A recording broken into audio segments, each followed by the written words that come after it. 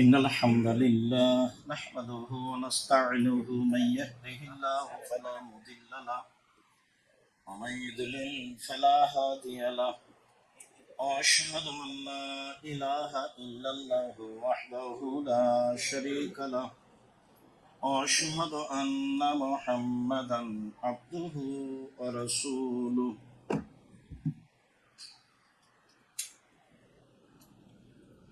أما بعد فأعوذ بالله من الشيطان الرجيم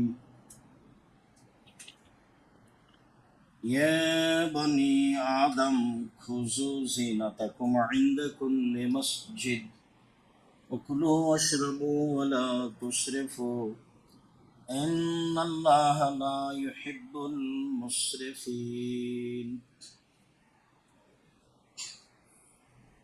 عن عمر بن أبي سلمة رضي الله تعالى عنه قال رأيت رسول الله صلى الله عليه وسلم يصلي في ثوب واحد متوشحا به في بيت أم سلمة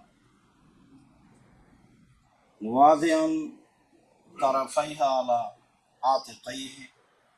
رواه البخاري ومسلم. عن أبي هريرة رضي الله تعالى عنه قال قال رسول الله صلى الله عليه وسلم لا يصلين أحدكم في ثوب واحد ليس على عاتقيه منه شيء. رواه البخاري ومسلم. সম্মানিত দিনী ভাই বোন, প্রশংসা আল্লাহর জন্য, শান্তি অবতীর্ণ হোক আল্লাহর রাসূলের উপর সাল্লাল্লাহু আলাইহি ওয়াসাল্লাম। আমরা পূর্ব থেকেই অবগতিতে আছি, আমরা পূর্ব থেকেই জানি যে আমাদের মসজিদ নিয়ে আলোচনা শেষ হয়েছে। আমরা এখন সলাতের আলোচনা করতে যাব। সলাতের আলোচনায় আমাদের জন্য জরুরি সেটা পোশাকের ব্যাপার। পোশাক পরিধান করেই সলাত আদায় করতে হবে। এ ব্যাপারে আল্লাহ তাআলা বলেন ইয়া বানি আদম খুযু যিনাতাকুম ইনদা কুল্লি মসজিদ। হে আদমের ছেলে মেয়ে, যখন তোমরা সলাত আদায় করতে যাবা মসজিদে, তখন সুন্দর পোশাক পরিধান করো। মসজিদে সলাত আদায় করতে গেলে ভালো পোশাক পরার জন্য আল্লাহ তাআলা আদেশ করেছেন। আদম সন্তানকে ভালো পোশাক পরেই সালাত আদায় করতে হবে। আনাস রাদিয়াল্লাহু তাআলা আনহু বলেন রাসূল সাল্লাল্লাহু আলাইহি ওয়াসাল্লাম বলেছেন মান গাসসালা ওয়াগতাসালা ওয়া লাবিসা মিন আহসানি সিয়াবিহি ওয়া মাসসা মিন তিবিন ইন কানা ইনদাহু ওয়া মাশা। কেউ সকালে গোসল করলো, পরিবারকে গোসল করালো, তারপরে সুন্দর পোশাক, ভালো পোশাক পরিধান করলো, সম্ভব হলে আতর গায়ে ব্যবহার করলো, পায়ে হেঁটে মসজিদে গেল, মসজিদে ঢুকে কারো কাঁধ ডিঙ্গিয়ে সামনে গেল না, ইমামের খুতবা শুনল, ইমামের সাথে সালাত আদায় করলো, তাহলে তার বাড়ি থেকে মসজিদ পর্যন্ত যতবার পা ফেলেছে ও পা উঠিয়েছে, তাতে 1 বছর সালাত আদায় করলে জানে কি হয়, 1 বছর সিয়াম পালন করলে জানে কি হয়, তা দেওয়া হবে। প্রত্যেক পদক্ষেপ সমান, এই কথা রাসূল সাল্লাল্লাহু আলাইহি সাল্লাম বলেন। তাতে তিনি বলেন জুমার দিন গোসল করলো, করালো, স্বামী স্ত্রীর বিষয়টি তারা তাদের মতো সাংসারিক জীবন বাস্তবায়ন করে গোসল করে ভালো পোশাক পরিধান করলো, ভালো পোশাক পরে যাবে, এটা মূলত কথা। সম্ভব হলে আতর গায়ে ব্যবহার করলো, পায়ে হেঁটে মসজিদে গেল, কাঁধ ডিঙ্গিয়ে সামনে গেল না, ইমামের খুতবা শুনল, তার সাথে সালাত আদায় করলো, তাহলে প্রত্যেক পদক্ষেপ সমান। 1 বছর নফল সিয়াম পালন করলে, 1 বছর তাহাজ্জুদ পড়লে জানে কি হয়, তাই হবে বলে রাসূল সাল্লাল্লাহু আলাইহি সাল্লাম বলেন। আল্লাহ তাআলা বলেন, সন্তান তোমরা মসজিদে সালাত আদায় করতে গেলে ভালো পোশাক পরিধান করো। ভালো যার যা সম্ভব সেটাই ভালো। ভালো অন্তত পরিষ্কার পরিচ্ছন্ন থাকবে। সাধারণ কাপড়ও যেন পরিষ্কার পরিচ্ছন্ন হয়। আর তাহুরু সাতরুল ইমান, পরিষ্কার পরিচ্ছন্নতাই হচ্ছে অর্ধেক ইমান। হাদিস বুখারী মুসলিম। সম্মানিত দিনী ভাই ও বোন, ওমর ইবনে আবি সালামা রাদিয়াল্লাহু তাআলা আনহু বলেন, আমি রাসূল সাল্লাল্লাহু আলাইহি সাল্লামকে দেখেছি যে তিনি একটা কাপড়ে সালাত আদায় করছেন। উম্মু সালমার ঘরে দেখেছি তিনি তার কাপড়ের দুই শেষ প্রান্তকে তার দুই কাঁধের উপরে করে নিয়ে সালাত আদায় করছেন। প্রথমে দুই এক কথা বলি। উমর ইবনে আবি সালামা, উল্লেখ্য যে আবু সালমা বাহির থেকে আসা একজন মানুষ, উম্মু সালমা বাহির থেকে আসা একজন মহিলা। তারা স্বামী স্ত্রী বাহির থেকে এসে ইসলাম গ্রহণ করে রাসূলের এখানে অবস্থান করছিলেন। কোনো এক সময়ে আবু সালমা মারা গেলে আল্লাহর নবী আবু সালমার বাড়িতে আসলেন। দেখলেন আবু সালমার চক্ষুগুলি খোলা আছে। তিনি এসে হাত দিয়ে চক্ষু বন্ধ করে দিলেন আর বললেন, দেখো, আত্মা যখন বের হয় তখন চক্ষু দেখতে থাকে কিভাবে আত্মা বের হচ্ছে। যার কারণে অনেক মানুষেরই চক্ষু খোলা থাকে। যারা তোমরা পাশে থাকো, তোমরা ওই সময়ে পাশে থাকলে চক্ষু বন্ধ করিও। শরীর ঠান্ডা হয়ে গেলে এটা আর বন্ধ হবে না। এই কথা রাসূল সাল্লাল্লাহু আলাইহি সাল্লাম বলেন। বাড়িতে যারা ছিল হাউমাউ করে কাঁদতে লাগলো। তিনি বললেন, তোমরা কাঁদো না, তবে উম্মু সালমা তুমি আল্লাহর কাছে দোয়া করো, ওয়াখলিফ লাহু খায়রান মিনহু, আবু সালমার চেয়ে যেন একটা ভালো ব্যবস্থা তোমার জন্য আল্লাহ করে দেয়। তখন উম্মু সালমা বলেন, আল্লাহর নবী, আবু সালমার চেয়ে ভালো মানুষ আছে পৃথিবীতে? এটা তো আমি মনে করি না। আমার কাছে আবু সালমাই সবচেয়ে ভালো মানুষ। আমি তার চেয়ে ভালো স্বামী হিসেবে কেমনে চাইতে পারি? তার চেয়ে তো ভালো আছে, এটাই তো আমি গ্রহণ করি না। তাহলে রাসূল বললেন, উম্মু সালমা দোয়া করো তো। কয়েকদিন পরে আল্লাহর নবী উম্মু সালমাকে বিবাহের জন্য প্রস্তাব দিলেন। তখন উম্মু সালমা বললেন, ওহো, আসলে আমি তো বুঝতে পারিনি যে আল্লাহর নবী আমাকে বিবাহের প্রস্তাব দিবেন। তিনি যখন বললেন, উম্মু সালমা দোয়া করো আবু সালমার চেয়ে যেন ভালো মানুষের ব্যবস্থা করে, তখন আমি উত্তরে বললাম, আবু সালমার চেয়ে তো কোনো ভালো মানুষই নেই আমার কাছে। তা আমি ভালোটা চাইবো কি করে? তো আল্লাহ রাসূল যে আমাকে বিবাহের প্রস্তাব দিবেন সেটা তো আমি ভাবিনি। তারপরে আমি বললাম, দেখেন আল্লাহর নবী, আপনার সাথে আমার কয়েকটা কথা। তার প্রথম কথা হলো এই, আমি কিন্তু পল্লীর মহিলা আর আপনি হচ্ছেন শহরের মানুষ। সংসার বিবেচনা করে করবেন বলেই আমি মনে করছি প্রস্তাব এভাবে দিবেন। এক, দুই, আমার স্বামী ছিল, আমি স্বামীর সাথে সংসার করেছি, তখন আপনার সাথে সংসার কেমন হবে এটাও ভাববার বিষয়। তিন, আমার আগে থেকে একজন ছেলে রয়েছে, তার নাম উমর, এই উমর ইবনে আবি সালামা। একজন ছেলে আমার সাথে থাকবে, তখন আপনার সাথে আমার সংসার কেমন হবে আপনি বুঝে বিবেচনা করেই প্রস্তাব দিবেন। উম্মু সালমা, আমি বিবেচনা করেই প্রস্তাব দিয়েছি। আমি জানি তুমি পল্লীর মহিলা, আমি জানি তুমি বিবাহিতা মহিলা, আমি জানি তোমার একটা ছেলে আছে। বুদ্ধিমতী মহিলা উম্মু সালমা। বিপদের দিনে যারা পরামর্শ দিতে পেরেছেন তার দ্বিতীয় উপযুক্ত বুদ্ধিমতী সুচেতন হুঁশিয়ার মহিলা হচ্ছেন উম্মু সালমা। তার আগে ছিলেন খাদিজা রাদিয়াল্লাহু তাআলা আনহা। অনেক কথা, দুই একটা কথা। রাসূল সাল্লাল্লাহু আলাইহি সাল্লাম একদা গারে হীরা থেকে এসে বললেন, খাদিজা খাসিতু আলা নাফসি, আমি ভয় পাচ্ছি, আমার যে কি হয়। হঠাৎ একজন আমার নিকটে আসলো, সে আশ্চর্য চেহারার, এরকম তো মানুষ আমি কোনোদিন দেখিনি। সে আমাকে চেপে ধরলো, ধরে বলছে পড়ো। আমি বললাম পড়তে জানি না, ছেড়ে দিল। আবার চেপে ধরে বলল পড়ো। আমি বললাম পড়তে জানি না, আমি তো অক্ষরই চিনি না। আবার চেপে ধরে বললেন পড়ো, পড়ো, ইকরা বিসমি রাব্বিকাল্লাযী খালাক। আমি পড়লাম। ঘটনা এই, মনে হচ্ছে আমি মারা যাব। খাদিজা বলছেন রাদিয়াল্লাহু তাআলা, বলেন কি আপনি মারা যাবেন? মানে কখনো নহে। ভয়ে আপনি মারা যাবেন কেন? মারা যাবেন না এখন তার এক নম্বর কারণ হচ্ছে আপনি অসহায় মানুষের পাশে দাঁড়ান। 2, বিপদগ্রস্ত মানুষের খবর নেন। 3, আপনি ক্ষুধার্ত মানুষকে খেতে দেন। 3-4টা কারণ উল্লেখ করলেন খাদিজা রাদিয়াল্লাহু তাআলা আনহা, আর বললেন যে না, এটা কখনো নয়, যে আপনি ভাবছেন তা হবে না। উনি ভালোভাবে বুঝতেন ঘটনা কিছু আছে, অনেকদিন যাবৎ তিনি তাকে দেখেছেন। 24 বছর বয়সে তিনি স্বামী হিসাবে এসেছেন, তখন তার বয়স 40 বছর। একে তো বয়স বেশি, একে তো বুদ্ধিমতী মহিলা, একে তো ব্যবসায়ী মহিলা, তিনি পরিস্থিতি ভালোই বুঝেন। বুঝে সুঝেই তিনি বলছেন কখনো নহে। ঠিক আছে, এরপরে ওরাকা বিন নাওফেল আমার চাচা, চলেন ওখান থেকে একটু অতিরিক্ত পরামর্শ নিয়ে আসেন। চলো, নিয়ে গেলেন। চাচা দেখেন তো আপনার ভাইয়ের ছেলে ভাতিজা কি বলে, বলো তো কি ঘটেছে। আর আমি গাড়ে হিরাই ছিলাম, হঠাৎ এরকম আমার কাছে আসলো এক আশ্চর্য চেহারার মানুষ, আমাকে চেপে ধরে বলল এই এই এই। আমি বললাম পড়তে জানি না। ও মোহাম্মদ, ও তো জিব্রাইল, তোমাকে তো এলাকার লোক বের করে দিবে। নেন, প্রথম বাক্য হলো আহা, ও তো জিব্রাইল তোমার কাছে এসেছিল, তোমাকে তো এলাকার লোক বের করে দিবে। নেন, এই দ্বিতীয় বাক্য এটা।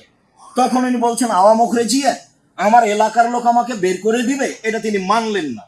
বললেন আমার চাচা চাচি দাদা দাদি এলাকাবাসী আমাকে কত ভালোবাসে, এটা হিসাব দেওয়া যাবে না। পৃথিবীর মাটিতে এমন ভালোবাসার মানুষ অতীতে ঘটেছে এরকম বিশ্বাস করে না আমার প্রতিবেশী, আমার আত্মীয় স্বজন, আমার চাচা চাচি, আমার দাদা দাদি। বলো কি মোহাম্মদ, যার কাছে জিব্রাইল এসেছে সমাজ তাকে বের করে দিয়েছে, এ কথাই ঠিক, তোমাকে বের করে দিবে, এ কথাই ঠিক। আমি যদি ওই সময়ে বেঁচে থাকি তাহলে তোমার সহযোগিতা করব, যেহেতু জিব্রাইল তোমার কাছে এসেছে, কাজে এলাকার লোক তোমাকে মেনে নেবে না। ইনি হলেন খাদিজা রাদিয়াল্লাহু তাআলা। হুদায়বিয়ার যুদ্ধে কেমনে ফিরে যায়, কেউ ফিরে যেতে চাচ্ছে না, কুরবানি করতে হবে, কেউ কুরবানি করছে না। ফিরে যাব কেন, ফিরে যাওয়াটা বুঝতে চাচ্ছি না, যুদ্ধ করব তারপরে। ওমর বললেন কি ব্যাপার মোহাম্মদ, আপনি সত্য নবী নন? হ্যাঁ আমি সত্য নবী। আপনি বলেননি যে যুদ্ধ করে কাবা ঘরে ঢুকবো? হ্যাঁ আমি বলেছি কাবা ঘরে ঢুকবো, তবে আমি বলিনি এবছরে ঢুকবো। এবার তিনি ওখান থেকে চলে গেলেন। উমারি আবু বকর সিদ্দিক বলেন মোহাম্মদ কি সত্য নবী নয়? হ্যাঁ সত্য নবী। মোহাম্মদ কি বলেননি যে কাবা ঘরে ঢুকবো এবছর? হ্যাঁ তিনি বলেছেন কাবা ঘরে ঢুকবো, তবে এবছরই ঢুকবো এ কথা তিনি বলেননি। মানে আল্লাহর নবী যা বলেছেন আবু বকর সিদ্দিক তাই বলেছেন, অক্ষরের কম বেশি নেই। এখন পরিস্থিতি খুব প্রতিকূলে, কেউ যেতে চাচ্ছে না। বলছেন উম্মু সালমার কাছে, উম্মু সালমা কি করা যায় পরামর্শ দাও তো। কেউ যে কুরবানি করছে না, কেউ যে ফিরে যেতে চাচ্ছে না। তো উম্মু সালমা বলছেন অত চিন্তা করছেন কেন, আপনি আপনার কুরবানিটা করে ফেলেন তো, তারপর দেখেন, আপনি গিয়ে জবে করেন আপনারটা। তো ঠিকই স্ত্রী উম্মু সালমার কথা শুনে যখন আমারটা জবে করে দিলাম, দেখি সবাই নিজে নিজে করে দিল। ইনি হচ্ছেন উম্মু সালমা। বুদ্ধির অভাব ছিল না, তিনি ভালো বুঝেছিলেন, বিবেচনা করেই প্রস্তাব দিয়েছে উম্মু সালমা। সেই ঘরের আগের ছেলে হলো এই উমর ইবনে আবি সালমা। এই উমারই বলছেন আমি রাসূলের সাথে একবার খেতে বসেছিলাম, আগের ঘরের ছেলেকে নিয়ে তিনি খাচ্ছেন, খেতেন। এখানে হাত, এখান থেকে একটা খেয়েছে, ওখান থেকে একটা খেয়েছে। এই বিসমিল্লাহ বলো, ডান হাতে খাও, পাশ থেকে খাও। আগের ছেলেকে শিখিয়ে দিচ্ছেন নিয়ম। কি দিয়ে বুঝায় আমি, বাপ কাকে বলে। বাপে বিবাহ দিয়েছে, বউ এসেছে ঘরে, তাই সংসার করেছি, তাই সন্তান হয়েছে, তাই আমি পিতা। আসলেই কি আমি পিতা? বাপে বিবাহ দিয়েছে, স্বামীর বাড়ি গেছিস, ঘর সংসার করেছি, ছেলে মেয়ে হয়েছে, তাই আমি মা। আসলেই কি মা?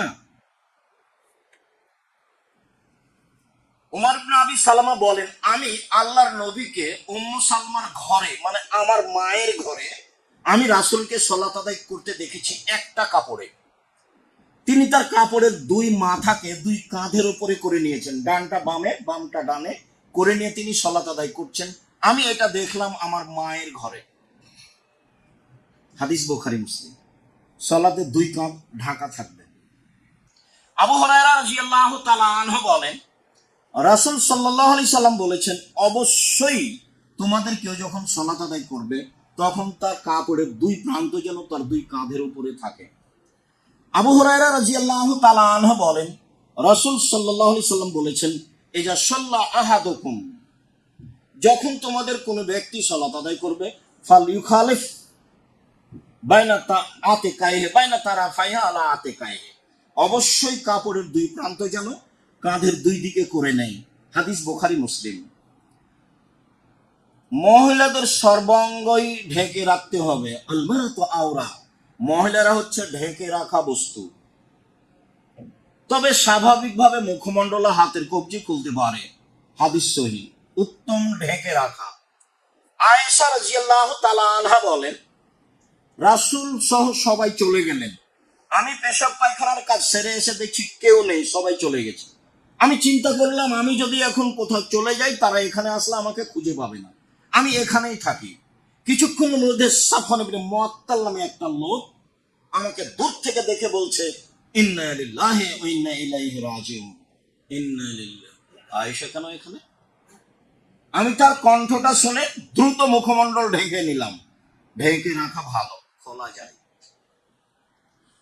তিনি আমাকে এই বাক্য ছাড়া আর কিছু বলেননি, যে উটের উপরে উটটা বসালেন।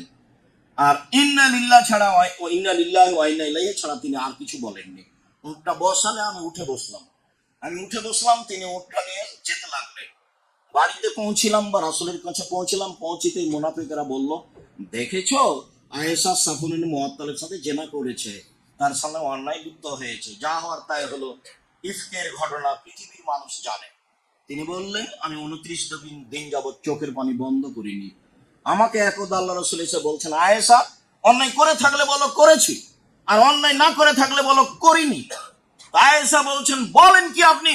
আমি যদি বলি হ্যাঁ, তাহলে মিথ্যা হবে সত্য, আর আমি যদি বলি না, জনগণ বলবে কইরা বলছে না। অতএব আমি এখন কিছু বলতে পারি না। সাবরি কাসাবরা আবে ইউসুফ, আমার ধৈর্য হলো ইউসুফের বাপের ধৈর্যের মতো। ঈশ্বর বাপ 25 বছর যাবৎ ছেলে হারিয়ে ধৈর্য ধারণ করেছিলেন, আমি ধৈর্য ধারণ করতে পারি না। আমি আপনার এই পরামর্শ গ্রহণ করলাম না। 29 দিন পরে আল্লাহ বললেন, আয়েশা অন্যায় করেনি। আমি বললাম, আমার বাপ মা বলল, আয়েশা, তোমার স্বামীর কাছে গিয়ে ক্ষমার কথা বলো না। কেন আমি ওখানে যাব? যিনি আমাকে পবিত্র করেছেন, আমি তার প্রশংসা করি।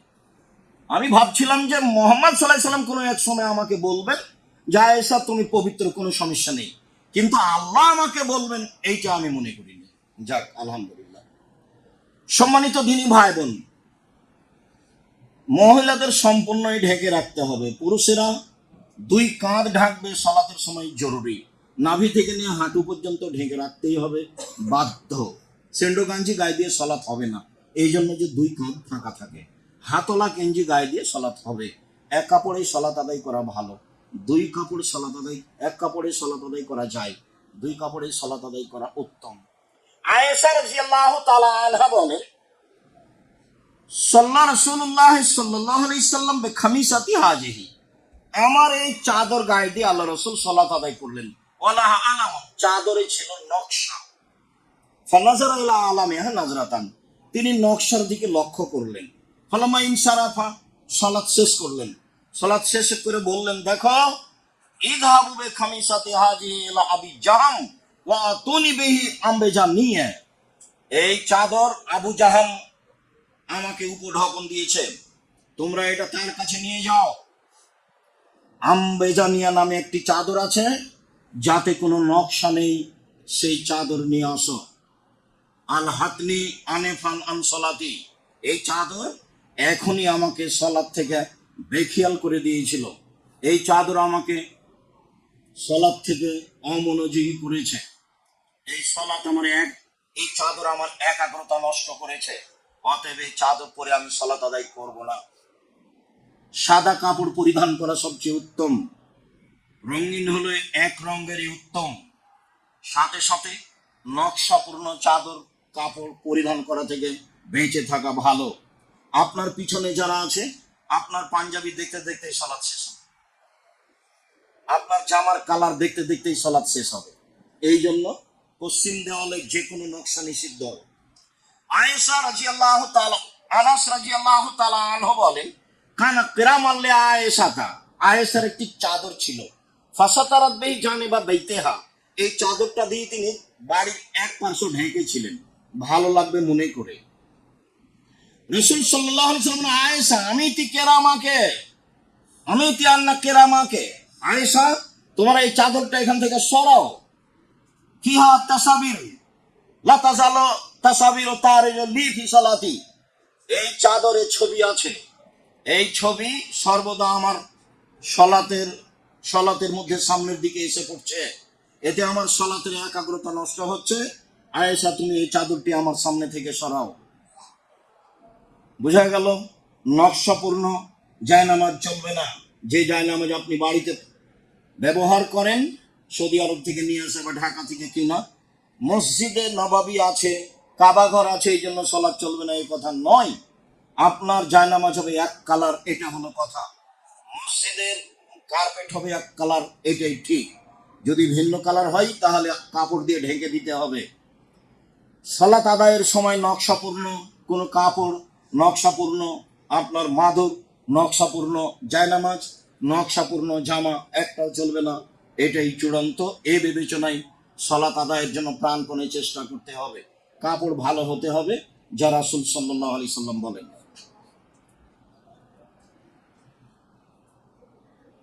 আয়েশা রাদিয়াল্লাহু তাআলা আনহা বলেন, রাসূল সাল্লাল্লাহু আলাইহি সাল্লাম বলেছেন, লা তুকবালু সালাতুল হাইজ ইল্লা বিখিমারিন, যারা বয়সপ্রাপ্ত মেয়ে মহিলা, যারা যুবতী মহিলা থেকে নিয়ে উপরে কোনো মহিলার সালাত হবে না পূর্ণ শরীর ঢেকে নেওয়া ছাড়া। চাদর বলতে আগে যেই সময়ে খালা ফুফুরা আত্মীয় স্বজনের বাড়ি যেত, তখন একটা বড় চাদর গায়ে দিত, তা পুরো শরীর ঢাকা থাকতো মাথা থেকে নিয়ে। সামনে মানুষজন পড়লে তারা রাস্তা ছেড়ে দিয়ে এক পাশে দাঁড়াতো, তারপরে মানুষটা রাস্তা থেকে চলে গেলে আবার হাঁটতো। এমনটা দৃশ্য আমার খুব ভালো মনে আছে। আমি আমার ফুফুকে সাথে নিয়ে কয়েকবার এসেছি। আমার মায়ের সাথে আমার এটা ঘটেনি এই জন্য যে আমার মা যখনই গেছে তখন গরুর গাড়িতে গেছে, কাজে এটা আমার মনে নেই। আমি আমার ফুফুর সাথে কয়েকবার এসেছি, আমার খুব ভালো মনে আছে। আমার ফুফু অনেক বড় এক চাদর গায়ে দিয়ে আছে, মাথা সহ পা পর্যন্ত ঢাকা আছে। রাস্তায় মানুষ পড়লে একদিকে সরে দাঁড়াতেন, মানুষ পার হয়ে গেলে আবার হাঁটতেন। সামাজিক অবস্থা খারাপ হবে এই কথাই ঠিক। রাস্তাঘাটে নগ্ন মহিলা দেখে দুশ্চিন্তা ভোগ করে নিজেকে হারিয়ে ফেলবেন না। দিন যত যাবে নারী নগ্ন তত হবে, অশ্লীলতা তত বাড়বে, এই কথাই ঠিক। রাসূল সাল্লাল্লাহু আলাইহি সাল্লাম বলেছেন, খোলা মাঠে মহিলারা জেনা করবে, এই আফসোস তিনি করেছেন। কাজেই আপনি সামাজিক অবস্থা দেখে নিরাশা হবেন না। ইব্রাহিম আলাইহিস সালাম বললেন, সারা মাটির উপরে মাত্র আমি আর তুমি মুসলমান, আর কেউ নেই। তো ইব্রাহিম আলাইহিস সালামের চলে মাত্র দুইজনে, আপনার চলে না? তারাই দুইজন মুসলমান, আর কেউ নেই, সমাজে কেউ নেই। তো ইব্রাহিম আলাইহিস সালামের চলে, আপনার আর আমার চলে না। পরিস্থিতি দেখে হতাশা হওয়ার কিছু নেই। পরিস্থিতি যদি আপনাকে কাবু করতে পারে তাহলে বুঝতে হবে আমি ইমানে দুর্বল রয়েছি।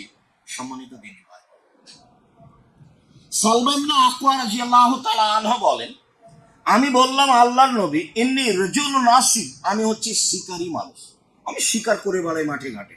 আফা উসাল্লি ফি সাবিল ওয়াহিদ আও ফিল কামিসিল ওয়াহিদ, আমি একটা জামা পরে সালাত আদায় করতে পারি? আল্লাহ রাসূলের নাম হাফা ওয়াজরুহু বিশাওকাতিন, তবে একটা জামার সামনের দিকে বুতাম লাগিয়ে নিও। মানে বড় জামা আছে, সামনের দিক সাধারণত খোলা থাকে বা কিছু ফাঁকা থাকে, কিছু সেলাই করা থাকে। আল্লাহ রাসূল বললেন যে বুতাম লাগিয়ে নিও, না থাকলে অন্তত কাঁটা দিয়ে, কাঁটা অজরুহু, এটা জোড়া দিয়ে নিও, দুই দিক থেকে টেনে জমা করে নিও, কাঁটা দিয়ে হলে। মানে শেষ এইটা, তোমার কাছে যা আছে আছে, তুমি শেষ অন্তত এইটা করিও।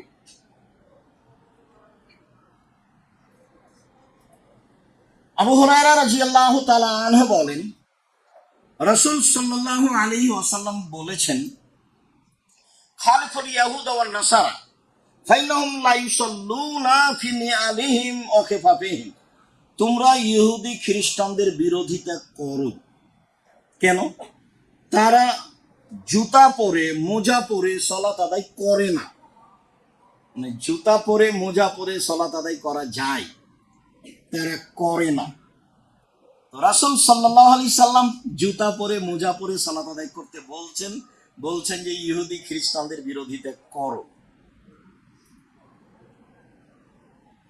আমাদের দেশে তো জুতা মসজিদে নিয়ে যাওয়াই অপরাধ।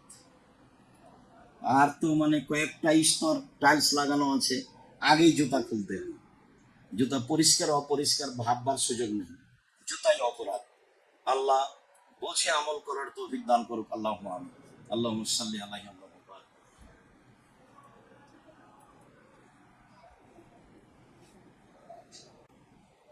আবু সাঈদ খুদরি রাদিয়াল্লাহু তাআলা আনহু বলেন, বাইনামা রাসূলুল্লাহ সাল্লাল্লাহু আলাইহি ওয়াসাল্লাম বিআসহাবিহি, একদা আল্লাহর নবী তার সঙ্গী সাথীকে নিয়ে সালাত আদায় করছিলেন।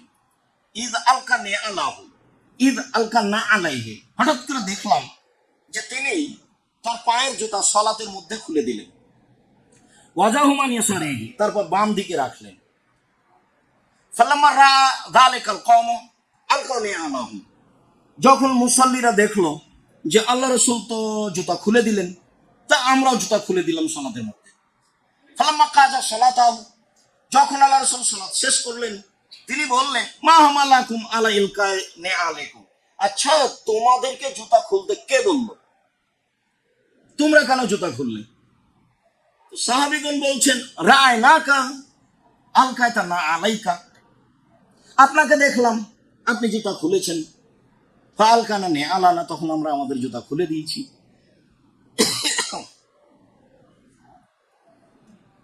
রাসূল সাল্লাল্লাহু আলাইহি সাল্লাম বলেন, দেখো আল্লাহ জিবরাইল আতানি ফাখবারানি, জিবরাইল এখনই আমার কাছে এসেছিলেন সালাতের মধ্যে, এসে আমাকে বলছেন না ফিহিমা কাদারান, আপনার জুতাতে ময়লা আছে, আপনি এই জুতা খুলে দেন।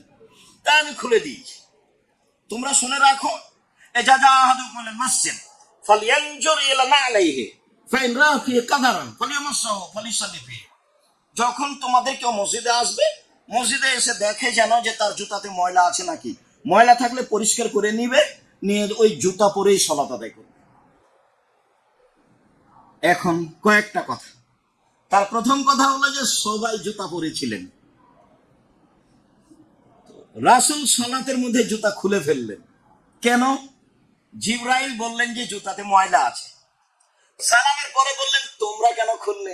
বলে আপনাকে খুলতে দেখেছি সেই জন্য। এই বাক্য দিয়ে আপনার কাছে কি প্রমাণ হয়? এই বাক্য দিয়ে অনুসরণ। সাহাবীগণ কত তৎপর ছিলেন অনুসরণে, কত তৎপর ছিলেন অনুসরণে। সালাতে যা করতে দেখেছেন তাই করছেন, অথচ করা প্রয়োজন ছিল না। তিনি বললেন তোমরা জুতা খুললে কেন? আপনাকে খুলতে দেখলাম এই জন্য।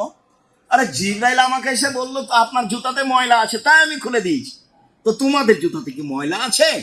তোমরা জুতা পরে মসজিদে আসবা, এসে দেখবা যে জুতাতে ময়লা আছে নাকি, যদি থাকে তাহলে মুছে দিয়ে জুতা পরে সালাত আদায় করি। এই অনুসরণের কথা বলতে মধ্যখানে একটা কথা বলে রাখছি, দিনী ভাই বোন খুব ভালোভাবে মনে রাখবেন।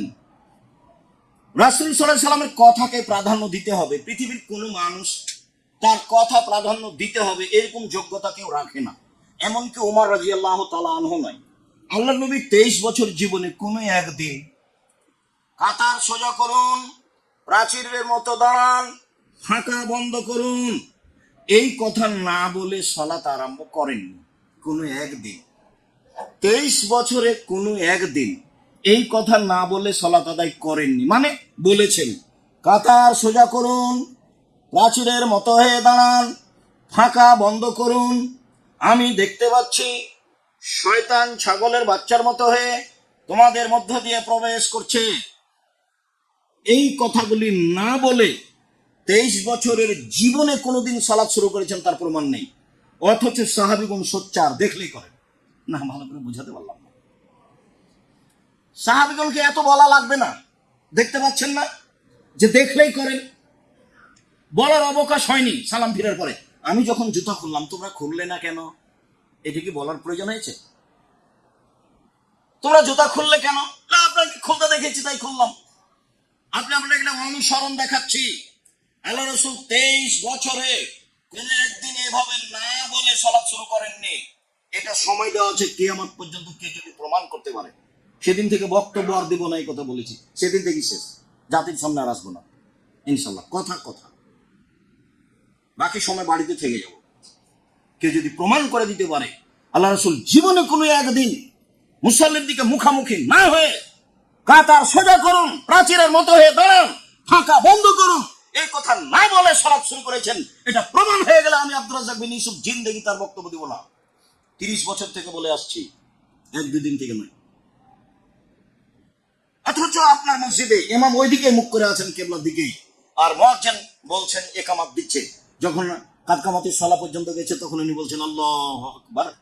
এর নাম অনুসরণ? হাতে চুমা দিলে অনুসরণ হয়, বুকে হাত মারলে অনুসরণ হয়, জন্মদিনে এইভাবে মিলাদ করলে অনুসরণ হয়? অসম্ভব। তার কর্ম বাস্তবায়ন করলে জীবনে তার নাম অনুসরণ। যে ধর্মে 1 গিলাস পানি পান করলে 5টা বিধান লাগে, সেই ধর্মের সালাত এমনিতেই শুরু হবে, এই কথা ঠিক নয়। সম্মানিত দিনী ভাই বোন, বলছিলাম আবু হুরায়রা রাদিয়াল্লাহু তাআলা আনহু বলেন, রাসূল সাল্লাল্লাহু আলাইহি ওয়াসাল্লাম বলেছেন, ইজা সাল্লা আহাদুকুম ফালা ইয়াদা না আলাইহি আন ইয়ামিনি, তোমাদের কেউ যদি সালাত আদায় করে তখন সে যেন জুতা খুলে ডান দিকে না রাখে, ওয়ালা আন ইয়াসারিহি, তার বাম দিকে না রাখে। কেন? ওয়া ইয়াকুন আন ইয়াসারিহি গায়রা রাজুলিন ইয়ামিনু গায়রা রাজুলিন, বাম দিকে রাখলেই তো আরেকজনের ডানে হলো। তুমি জুতা খুলে ডান দিকে রাখো না, কেন? তোমার ডানে হলো।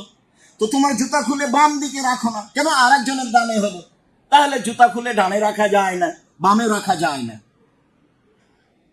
হ্যাঁ, আবার বলছেন, তবে আল্লাহ এখনো আহাদুন মিনান ইয়াসারি, যদি বাম দিকে কেউ না থাকে তাহলে জুতা খুলে বাম দিকে রাখতে পারো। আল্লাহ হলে আও ইয়াদা বাইনা রিজলাইহি, জুতাটা খুলে 2 পায়ের মাঝে রাখো। আও ইসাল্লি ফিহিমা, অন্যথায় তাতেই সালাত আদায় করো। এই হাদিসে বোঝা যাচ্ছে জুতা খুলে রাখা যায়, জুতা পরে সালাত আদায় করা যায়। আমার পরিস্থিতি অনুযায়ী আমি বুঝবো জুতা খুলে রাখবো না জুতা পরে সালাত আদায় করবো। আপনার একবারে নতুন জুতা পরে একদিন মসজিদে সালাত আদায় করেন, ভালোভাবে বের হতে দেয় নাকি? শরীয়তের সাথে ভালোবাসা নেই, মানে এমনিতেই ভালোবাসা, ধর্মের সাথে ভালোবাসা নেই। ধর্মকে ভালোবাসলে তো হুবাহু মানার একটা চেষ্টা করতে হবে, তাহলে তো, তাছাড়া এমনি কি আর ভালোবাসা হয়? আমর ইবনে শুআয়ব আন আবিহি আন জাদ্দিহি কাল, আমর ইবনে শুআয়ব তার পিতার মধ্যস্থতায় তার দাদা থেকে বলেন, কানান নবী সাল্লাল্লাহু আলাইহি ওয়াসাল্লাম ইউসাল্লি হাফিয়ান ওয়া মুনতাইলান, রাসূল সাল্লাল্লাহু আলাইহি সাল্লাম খালি পায়েও সালাত আদায় করতেন, আবার তিনি জুতা পরেও সালাত আদায় করতেন। তিনি খালি পায়েও সালাত আদায় করতেন, আবার তিনি জুতা পরেও সালাত আদায় করতেন। আব্দুল্লাহ ইবনে মাসউদ রাদিয়াল্লাহু তাআলা আনহু বলেন, রাসূল সাল্লাল্লাহু আলাইহি সাল্লাম সালাত আদায় করতেন প্রথম যুগে ফি সাবিল ওয়াহিদ, এক কাপড়ে। রাসূল সাল্লাল্লাহু আলাইহি সাল্লাম এক কাপড়ে প্রথম দিকে সালাত আদায় করতেন। এদা কানা সাবতিল্লাহ, যখন কাপড় কম ছিল তখন। যখন আল্লাহ তাআলা অর্থ সম্পদ বেশি করে দিলেন তখন আসসালাতু ফি সাওবাইন আজকা, তখন 2 কাপড়ে সালাত আদায় করাই উত্তম। যেহেতু এখন আর কাপড়ের সমস্যা নেই মানুষের, কাজে এক কাপড়ে সালাত আদায় করতে হবে এটা নয়, বরং 2 কাপড়, বরং যে পরিমাণ কাপড় আমার শরীর হাত ঢাকার জন্য শীত গরম অনুযায়ী লাগবে সেই পরিমাণ পরে সালাত আদায় করব, এটাই ঠিক, এটাই সুন্নাত। আবু হুরায়রা রাদিয়াল্লাহু তাআলা আনহু বলেন, নাহান নবী সাল্লাল্লাহু আলাইহি ওয়াসাল্লাম সাদলে ফি সালাতে আইয়ুগাত্তিয়া রাজুল ফাহু, তিনি টাকনোর নিচে কাপড় পরে সালাত আদায় করতে নিষেধ করেছেন। অন্য এক বর্ণনায় এসেছে টাকনোর নিচে কাপড় পরে যদি কেউ সালাত আদায় করে তাহলে সে যেন আবার সালাত আদায় করে, তার সালাত হয়নি। তবে এই হাদিস ঠিক নয়। টাকনোর নিচে কাপড় রেখে যদি কেউ সালাত আদায় করে তাহলে সেই সালাত যেন সে আবার আদায় করে, আবার আদায় করা লাগবে না। এই হাদিস আমলযোগ্য নয়। তবে এ হাদিস আমলযোগ্য যে হাদিস আল্লাহ রাসূল নিষেধ করেছেন যে মানুষ যেন টাকনোর নিচে কাপড় রেখে সালাত আদায় না করে, এইটা হলো তার আদেশ। সালাতের সময় কাপড় টাকনোর উপরে থাকতেই হবে। এ কথার অর্থ এই নয় যে সালাত শেষ হয়ে গেলে চলবে, কেননা ওটা আরো কঠিন ভাবে বলা আছে যে 3 শ্রেণীর মানুষের দিকে আল্লাহ দয়ার দৃষ্টি দিবেন না, 3 শ্রেণীর মানুষের সাথে আল্লাহ কথা বলবেন না, 3 শ্রেণীর মানুষকে আল্লাহ পবিত্র করবেন না।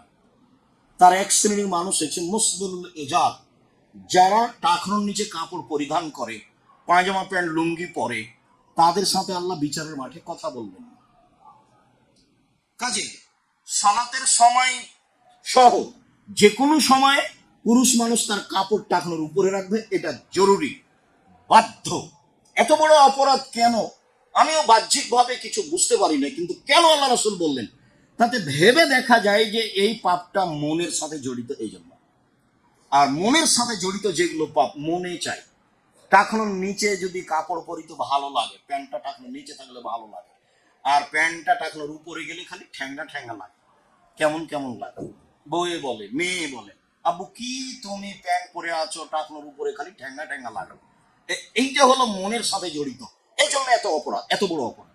অবাক হবে, 3টে পাপকে সিরিয়াল বলেছেন আল্লাহ নবী, যার সাথে আল্লাহ কথা বলবেন, কোনো কথাই নেই বিচারের মাঠে তার সাথে, যাও, তার পবিত্রতার কোনো কোনো দিক নাই, অথচ 99টা দয়া তার কাছে থাকবে বিচারের দিন।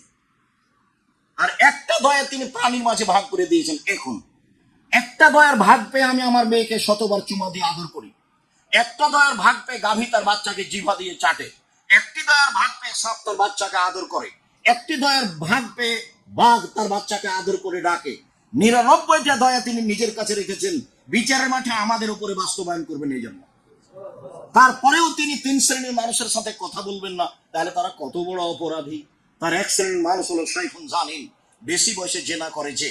2 শ্রেণীর মানুষ, দ্বিতীয় শ্রেণীর মানুষ মালিকুন কাদ্দাব, মিথ্যা কথায় দায়িত্ব পালন করে যারা, সমাজের দায়িত্বশীল, মাদ্রাসা মসজিদের দায়িত্বশীল, প্রিন্সিপাল, হেডমাস্টার, যারা যেখানে এমপি মন্ত্রী, যারা যেখানে দায়িত্ব পালন করছে, 5 জনের 10 জনের হাজারো লাখো মানুষের, তারা মিথ্যার আশ্রয় নিয়ে দায়িত্ব পালন করলে আল্লাহ তার সাথে কথা বলবেন না। হাদিস বুখারী মুসলিম। 3, যারা টাকনোর নিচে কাপড় পরিধান করে তাদের সাথে আল্লাহ কথা বলবেন না। অত্র হাদিসের শেষে একটা বাক্য রয়েছে, ওলা ইউগাত্তি রাজুল ফাহু, সালাতের মধ্যে মানুষ মুখ ঢাকতে পাবে না। মাস্ক সালাতের সময় খুলে রাখতে হবে, রাসূলের আদেশ। সারা পৃথিবীর মানুষ যদি করোনায় মারা যায় তাতে আসে যায় না, সালাতের সময় মুখ ঢাকতে পাবে না, এটাই চূড়ান্ত। এগুলো তো প্রতারণা। করোনা যে প্রতারণা তা তো আপনার জানা আছে, বহুবার বলেছি। সে সময় রাসূল সাল্লাল্লাহু আলাইহি সাল্লাম বলেছেন, যাকে আল্লাহ সৃষ্টি করেছেন, খালাকা হায়াতাহু ওয়া মাউতাহু রিজকাহু ওয়া সায়াবাহু, 4টা জিনিস দিয়ে তিনি সৃষ্টি করেছেন। এমন কোন প্রাণী নেই যার 4টা জিনিস নেই। 1, তার হায়াত কতদিন বাঁচবে, 2, মরণ সে কবে মারা যাবে, 3, রুজি সে কি খাবে, 4, অসুখ বিসুখ, রোগ ব্যাধি। পৃথিবী সৃষ্টির 50,000 বছর পূর্বে যদি আমার নামে করোনা লেখা থাকে, আর আমি যদি আজকে পাথরের ভিতরে ঢুকি, তবু করোনা আমাকে ধরবেই, তার নামটা দিই। মাস্ক দিয়ে আমি ভাগ্য বাড়াতে রাজি নই, কোনোদিন এই পদক্ষেপ নিইনি। মাস্ক দিয়ে আপনি ভাগ্য বাড়ানোর প্রয়োজন মনে করেন না, এখন মাস্ক লাগান, ধুলাবালি তো আছে, ধুলাবালি দেখবেন, ঘরের জানালা খুলে রাখেন, আলোটা ভিতরে আসুক, তখন আপনি দেখেন তাকিয়ে কত ধুলাবালি আছে। এখন আপনি মাস্ক ব্যবহার করেন, সবসময় করেন, শুধু সালাতের সময় খুলে রাখবেন। সম্মানিত দিনী ভাই বোন, বলছিলাম পোশাক, কাপড়, পুরুষের জন্য পরনে একটা কাপড় থাকবে, গায়ের উপরে যে কাপড়টা থাকবে সেটা দিয়ে অন্তত 2 কাঁধ ঢাকতে হবে বাধ্য। বারবার এই কথাগুলি এসেছে। আবু সাঈদ খুদরি রাদিয়াল্লাহু তাআলা আনহু বলেন, আমি আল্লাহর নবীর ঘরে ঢুকলাম, দেখি তিনি সালাত আদায় করছেন, দেখি তিনি ইউসাল্লি ফি হাসিরিন ইয়াসজুদু আলাইহি, একটা চাটাইয়ের উপরে সালাত আদায় করছেন। হয়তোবা সেটা চামড়ার চাটাই, হয়তোবা সেটা খেজুরের রশির চাটাই, এমনটাও হতে পারে। খুব একটা যে সুবিধাজনক তা নয়, কেননা অন্য হাদিসে দেখেছি যে তিনি চামড়া বিছিয়ে সালাত আদায় করছেন। তো আপনিও জায়নামাজ বিছিয়ে সালাত আদায় করতে পারেন। আমি আপনাকে আন্তরিকভাবে, আপনি আমার দিনী ভাই, দিনী বোন হিসেবে আপনাকে আমি অনুরোধ জানাচ্ছি, আপনি এই জায়নামাজ ফেলে দেন যেটা আপনি ব্যবহার করছেন, সেটা যতই দামি হোক না কেন। আজকেই কালকেই ঢাকাতে যেখানে 1 কালার জায়নামাজ পাওয়া যায় সেটা ব্যবহার করেন, যেখানে কোনো নকশা থাকবে না। নকশা তো রাসূল সাল্লাল্লাহু আলাইহি ওয়াসাল্লাম সরিয়ে দিলেন। আর ওরকম কোন চাদর যদি জানালা দরজা লাগা থাকে তাহলে রাসূল ঢুকে তাকে ছিঁড়ে ফেলতেন। ছবি মূর্তির তো কোনো প্রশ্নই আসে না। ছবি মূর্তির সাথে আপনার ভালোবাসা কেন এত, তা আমাদের বুঝে নেই। আপনার বাড়িতে পুতুল কেন আপনার ছেলে মেয়ের হাতে, সেটা আমরা বুঝি না। আপনার ছেলে মেয়ে যে পটে পেশাব পায়খানা করে সেটা ঘোড়া, সেটা আপনার বাড়িতে দিন রাত কিভাবে থাকে সেটা আমাদের বুঝের বাইরে। আপনি কেমন তাহাজ্জুদ পড়েন, কেমন সালাত আদায় করেন, আপনার স্ত্রী কেমন বোরখা পরে, তা আমার বুঝের বাইরে। এগুলো তো চলে না। রাসূল সাল্লাল্লাহু আলাইহি সাল্লামকে হাদিয়া দেওয়া হয়েছিল। উকবা ইবনে আমির রাদিয়াল্লাহু তাআলা আনহু বলেন, উহুদিয়া রাসূলুল্লাহ সাল্লাল্লাহু আলাইহি সাল্লাম ফারুজা হারিরিন, রেশমি একটা আলখেল্লা বড় জামা রাসূলকে হাদিয়া দেওয়া হয়েছিল। রাসূল হাদিয়া নিতেন আর সাদকার ব্যাপারে বলতেন, সাদকা আমি খাই না, সাদকা আমার বংশ খায় না, সাদকা আমার বাড়ির মানুষ খায় না, সাদকা আমার উপরে হারাম, আমার বংশের উপরে হারাম, আমার কাজের মানুষের জন্য হারাম। সাদকার ব্যাপারে বলেছে। আর হাদিয়া আসলে আগে হাত বাড়িয়ে নিতেন, হাদিয়া তাকে দেওয়া হতো। একটা হাদিয়া দেওয়া হয়েছে তাকে, রেশমি বড় জামা, হাত বড়। ফালাবে সাহ, তিনি সেটা পড়লেন। সুম্মা সাল্লা ফিহে, তাতে তিনি সালাত আদায় করলেন। সালাত আদায় করার পরে তিনি ফানাজাহু নাজান শাদীদা, খুব জোরে গাও থেকে খুলে ফেললেন। খুলে ফেলে বললেন, হাযা লা ইয়ানবাগি লিল মুত্তাকিন, এটা পরহেজগার মানুষের জন্য শোভনীয় নয়। প্রথম কথা এই হাদিসের যে তখন রেশমি পুরুষের জন্য হারাম ছিল না। রেশমি কাপড় পরে তিনি সালাত আদায় করবেন কেন? রেশমি তো পুরুষের জন্য হারাম। সিল্ক কাপড় পুরুষের জন্য হারাম, সিল্ক মখমাল পুরুষের জন্য হারাম, রেশমি পুরুষের জন্য হারাম। রেশমি মহিলারা পরিধান করবে। আল্লাহ রাসূল রেশমি আলখেল্লা পরে সালাত আদায় করলেন কেন? তখন বিষয়টি হারাম ছিল না, এই জন্য। তার শেষ বাক্য হচ্ছে সবার জন্য জরুরি। রাসূল সাল্লাল্লাহু আলাইহি সাল্লাম কতগুলো কাজকে পরহেজগার মানুষের জন্য মানায় না, সাজে না, এই কথা তিনি বললেন। মসজিদে টিভি নাই, প্রয়োজনীয় কথা চলছে, বসে থাকা যায়, মানুষ ধারণা করবে খারাপ, এই জন্য ওখানে বসা হবে না। লা ইয়ানবাগি হাযা লিল মুত্তাকিন, এরকম কাপড় পরহেজগার মানুষের জন্য চলে না। বেশি জাঁকজমকপূর্ণ কাপড় পরহেজগার মানুষের জন্য চলে না। আল মুমিন গিরুন কারীম, মুমিন হচ্ছে ভোলা ভালা। মুমিন হচ্ছে ওই উটের মতো যে উটের নাকে লাগাম লাগানো আছে, তাকে যখন টানা হয় তখন সে চলে। ওই যে উস্তুনি খায় টানা খা, যখন তাকে বসতে বলা হয় তখন বসে। মুমিন হলো এরকম। মুমিন গিরুন করিম, মুমিন হচ্ছে ভোলা ভালা, সহজ সরল। আল ফাজির খিবুল লাইন, আর যে ধূর্ত সে হলো বদ, শয়তানের গোড়া। ধূর্ত, চালাক, বুদ্ধিমান আর চালাক এক নয়। ধূর্ত মানে, চালাক মানে সবসময় খারাপটাকে কৌশলে করে, কালিল অধীন না। ধূর্ত মানে সবসময় খারাপটাকে ভালো করে দেখিয়ে নিজে করে এবং সমাজের কাছে পেশ করে। আর বুদ্ধিমান মানুষ এমন করে না। বুদ্ধি নামলা আকল, বিবেক দিয়ে কাজ দেয়, নিজের জন্য ভালো বুঝে আর একজনের জন্য ভালো বুঝে। রাসূল সাল্লাল্লাহু আলাইহি সাল্লাম বলেন, পরহেজগার মানুষের জন্য এই পোশাক পরে না। সম্মানিত দিনী ভাই বোন, পোশাক অবশ্যই ভালো হতে হবে। সালাতের জন্য আরো ভালো হতে হবে, জুমার দিন আরো ভালো হতে হবে। 5 ওয়াক্ত সালাত আদায় করেন যে কাপড় পরে, সামাজিকভাবে সেই কাপড় না পরে সালাতের জন্য ভালো পরিষ্কার কাপড় পরবেন, এটাই উত্তম। কাপড় যেটা পরে আছেন সেটা তো পরিষ্কার থাকলেই চলে, চলার ব্যাপারে বলছি না। বলছি যে পবিত্র থাকলে আপনি পড়তে পারেন, তবে আপনি সম্ভবপর চেষ্টা করবেন ভালো পোশাকে সালাত আদায় করেন। জুমার দিন আরো ভালো পোশাকে সালাত আদায় করার চেষ্টা করবেন। অবশ্যই তা মানুষের দৃষ্টি কেড়ে নিবে, খুব বেশি জাঁকজমকপূর্ণ হবে, মানুষ আপনাকে অহংকারী ভাববে, এটা যেন হয় না। কেন? আল্লাহ রাসূল বলেছেন, লা ইয়ানবাগি হাযা লিল মুত্তাকিন, এই পোশাক পরহেজগারের জন্য মানায় না। তাহলে পরহেজগারিতা ভিন্ন জিনিস। পরহেজগারিতা হচ্ছে পরহেজগার মানুষ মানে সহজ সরল চলে, যাকে মানুষ ঠগিয়ে দেয়। মানুষ মনে করে একটু ঠকাতে পেরেছি, খুব ভালো হয়েছে, আসলে তা নয়। আর মহিলাদের পোশাক রাস্তাঘাটে দেখে নিরাশা হবেন না, কখনো না। আমি আপনাকে আন্তরিকভাবে অনুরোধ জানাচ্ছি, আহাল পরিবারে হতাশাগ্রস্ত হবেন না। কেননা ইব্রাহিম আলাইহিস সালামের চলে মাত্র স্বামী স্ত্রীতে, আপনার কেন চলবে না? আপনার তো সমাজে এখন অনেক ভালো মানুষ আছে। কি বলেন আপনি? ঢাকাতে এমন পরিবার আছে, ওই পরিবারের ওদের স্ত্রী কাপড় যদি পুরুষে দেখে নাই, তাহলে সে কাপড় জ্বালিয়ে দিবে, ওটা আর পরবে না। ওরা যে কাপড় পরে থাকে সেই কাপড়ের উপর একটা অতিরিক্ত বোরকা পরে, সেটাতে কোনো সমস্যা নেই। কিন্তু ওরা যেটা নিয়মিত পরে, সে কাপড় যদি কোনো পুরুষ মানুষ দেখে নাই, তাহলে সেই কাপড় তারা পরবে না, সে কাপড়ই জ্বালিয়ে দিবে। ওরা তাদের কাপড় ফাঁকা জায়গায় মিলে দেয় না, শুকাতে দেয় না, আরেকজন পুরুষ দেখবে, এমনটা যেন না হয়, এই ব্যাপারে সতর্ক থাকে। আছে এমন মানুষ, আছে দুনিয়াতে। আপনি হতাশা হবেন না, নিরাশা হবেন না। আমি আপনাকে পারিবারিকভাবে আপনাকে সহ ভালো পোশাক পরে থাকার জন্য এবং ভালো পোশাক পরে সালাত আদায়ের জন্য, এবং ভালো পোশাক পরে, ভালো থেকে ভালো পোশাক পরে জুমার সালাত আদায়ের জন্য আন্তরিকভাবে অনুরোধ জানাচ্ছি। পুরুষের জন্য জরুরি ঢেকে রাখতে হবে কোমর থেকে হাঁটু পর্যন্ত, প্রয়োজনে হাঁটুর উপরে কাপড় উঠাতে পারে, ঢেকে রাখা ভালো।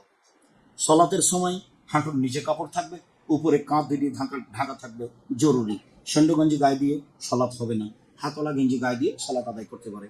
যেই পোশাকে কাঁধ দুটি ঢাকা থাকবে সেই পোশাক পরেই সলাৎ আদায় করা যাবে। যেহেতু নারীদের আল্লাহ রাসূল আওরাত বলেছেন ঢেকে রাখা বস্তু, কাজে তাদের বিষয়টি আরো ভিন্ন। সম্মানিত দিনী ভাই বোন, আমরা আপাতত পোশাকের আলোচনা এখানে শেষ করলাম, পরবর্তীতে আমাদের আলোচনা হবে সুতরাং সামনের জন্য ইনশাআল্লাহ।